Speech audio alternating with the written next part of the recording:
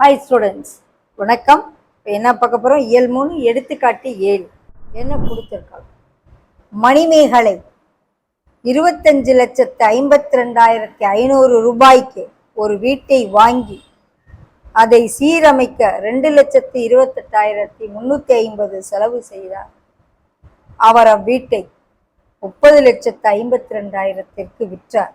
ஒரு வீடு எவ்வளோ விலைக்கு வாங்கி அதை பராமரிப்பு செய்து இவ்வளோ விலைக்கு விற்கிறார் அப்படின்னா அவரது லாபமா நஷ்டமா? அவருக்கு லாபமா நஷ்டமா காமிச்சார். அப்போ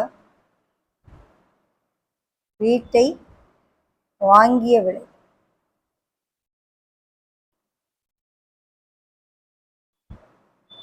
$25,52,500. பராமரிப்பு அல்லது சீரமைத்தல் செலவு எவ்வளோ ரூபாய்க்கு ரிப்பேர் பார்க்குறாரு?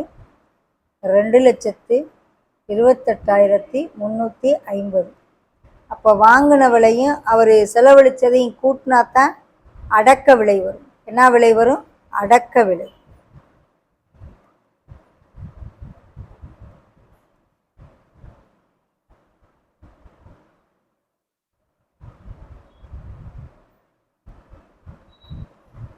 அப்போ மொத்தம் ஒரு வீட்டுக்கு வாங்கின விலை செலவழிச்சதும் சேர்த்து 27,80,850.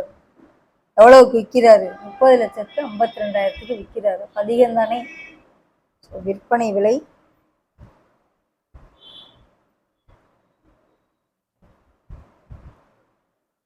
30,52,000. ஸோ எது பெருசு? விற்பனை விலை தான் பெருசு.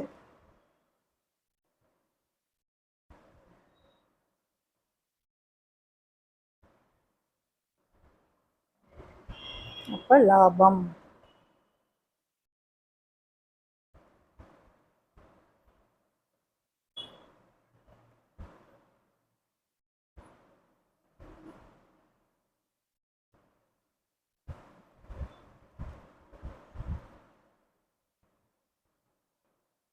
விற்பனை விலை மைனஸ் அடக்க விலை. மைனஸ் பண்ணுவோமா?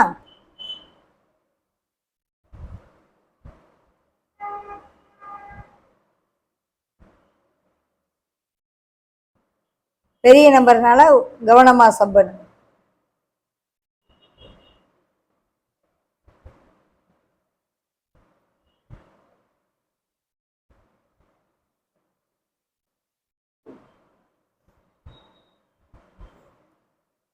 அப்போ அவருக்கு லாபம் எவ்வளோ கிடைக்குது? 2,71,150 ரூபா அவருக்கு லாபம் கிடைக்கும். அந்த வீட்டை வாங்கி ரிப்பேர் பார்த்து விற்றாருன்னா இவ்வளவு லாபம் அவருக்கு கிடைக்கும். ஓகே.